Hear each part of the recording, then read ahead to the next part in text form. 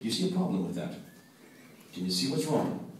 How can you have a man living in Mecca? How can you have a Kaaba that he goes and actually circumambulates? How can you even have a reference? Half of the book of this book is called the Meccan Surahs because they come from a city called Mecca. This was supposedly finished by 632 by the time the man died, and yet it didn't even exist till 741.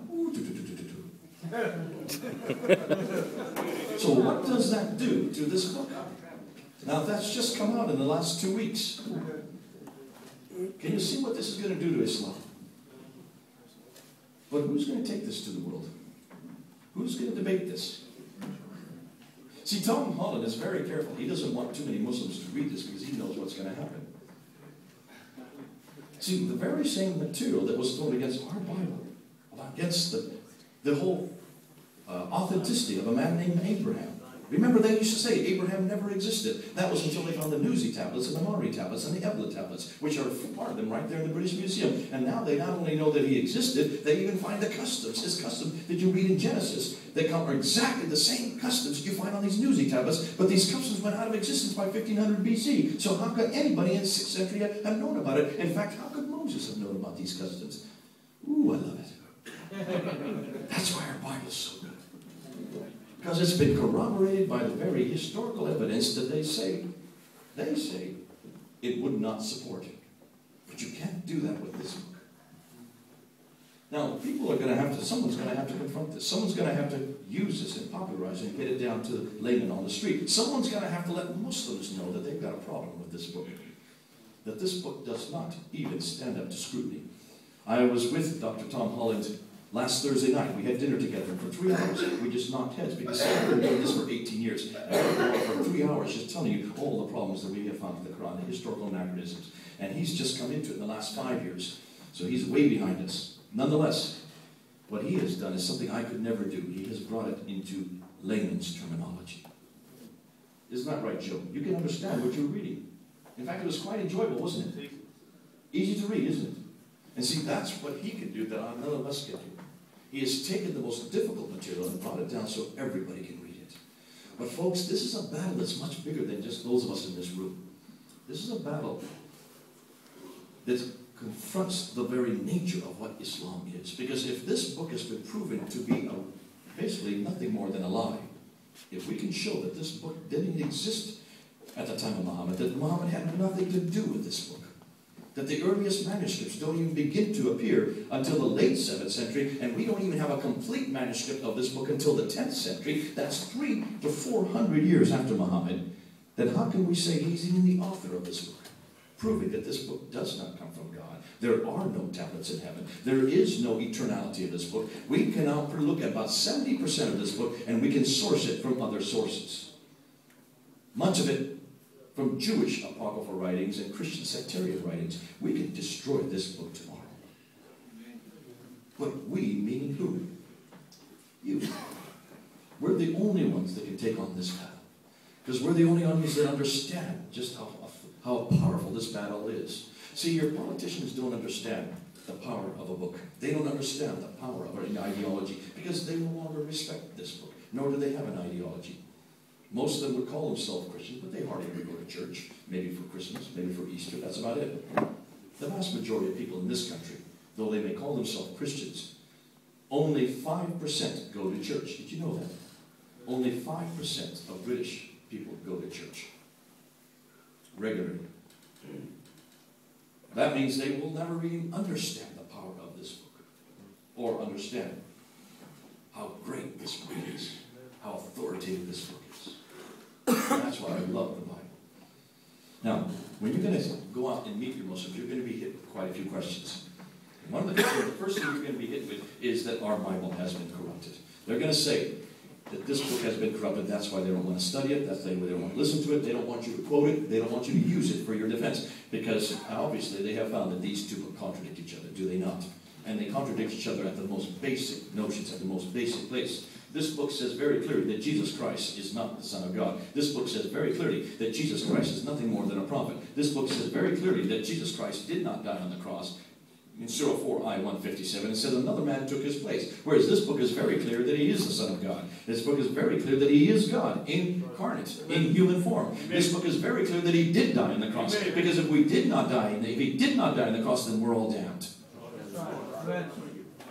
Therefore, we're going to have to argue those points. And one of the first things you're going to have them say is that we've corrupted our Bible. And then whenever that question comes up, here's how you answer it. Just ask them two questions. Where and when? 2 words. Ask them. When was it corrupted? Where was it corrupted? Help them out. They're not going to have an answer. Say, was it corrupted before the Quran or after the Quran? Before Muhammad or after Muhammad? Before the 7th century or after the 7th century? They're going to say before. Now, what you don't know and what they won't know is that the Quran doesn't say that. In fact, I always say, is that so? Then let's see if the Quran agrees with you. Let's see if the Quran says the original or the former scriptures have been corrupted. Let's go to Surah 10, Ayah 94. Let's go to Surah 21, Ayah 7, both of which say, O Muslims, if you have any question, go to the people of the book. That means they got to come to us. For they have been given the Tawrat and the Tawrat and the Injil. The Tawrat is the Torah, the Injil is the Gospel. They have been given the Old and the New Testament for you, the Muslims. In Surah 29, Ayah 26, O Muslims, are you not with the Christians? Ooh, I love that one. I use that at Speaker's Corner every Sunday. Don't argue with me. Why? Because we've been given the Torah and the Injil for you. Surah 4, Ayah 136. Muslims, go to those scriptures God has given you. The Torah and the Injil. So God has given them the Torah and the Injil. Has given them the Old and New Testament. Surah 5, Ayah 46. O Christians, go to those scriptures God has given us.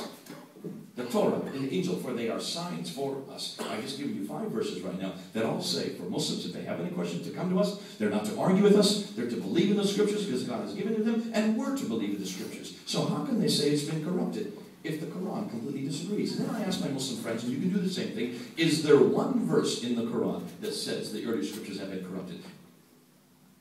Is there one verse that says the Bible has been corrupted? Now, I've been asking that for 30 years. And in 30 years, yeah, if I could have something to drink. In 30 years, I have yet to find a response. Why? Because I've read this book many times through. You won't find one verse that talks about corruption. That's the beauty of my Bible. Now, that's what the Quran says. They have to follow the Quran. Why get 2, not just 1? There's 1 for you. There's actually quite a few here already. Those must have been yours.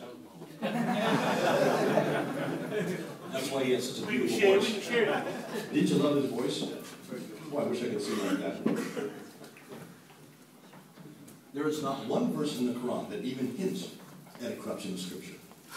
So obviously, up until the 7th century, there was no corruption. Up until the 7th century, the time of Muhammad, the Bible was intact. Then you say, well, then maybe it was corrupted after the 7th century, and that's why it's so nice to have the British Library right next door. You can go down to the British Library and let's show them the Sinaiticus, the entire New Testament. The entire New Testament. From the 4th century, that's 300 years before the Quran. The entire Bible, Old and New Testament, from the 5th century, that's 200 years before the Quran. We have got 230 manuscripts of the New Testament alone that predate the Quran. So how can you say we corrupted it? Certainly not after the 7th century. We don't just have the manuscripts. We also have the translations. We have 19,800 translations in 11 different languages. If we had wanted to corrupt it, we'd have to go to every one of those 19,800 translations in all 11 languages, change every one of them, and no one know about it. Now tell me, what's a bigger miracle? But we've also got 2,135 lectionaries from the 6th century alone of the New Testament, which is the liturgy that was repeated in the church that comes straight out of Scripture, that completely parallels the Scripture evidence that we have. And then we've got the 86,000 quotations. Early church fathers' quotations. From every book of the New Testament, all 27 books. When you look at this, just those quotations that predate the 4th century, you come up with 36,000 quotations. If you want to just take them and look and see how much they conclude, they look at the Gospel of John, and they were able to find that the quotations just from the Gospel of John, the most contentious book for the Muslims, before the 4th century, we can reproduce the entire Gospel of John, except for 11 verses, just from those quotations, all from before 300 AD. That's 300 years before the Quran. Ooh, I love my Bible. I've just given you 4 different genres of literature. manuscript evidence, translations, lectionaries, and early church fathers quotations. 3 different genres, 4 different categories, all of them paralleling, proving that we can reproduce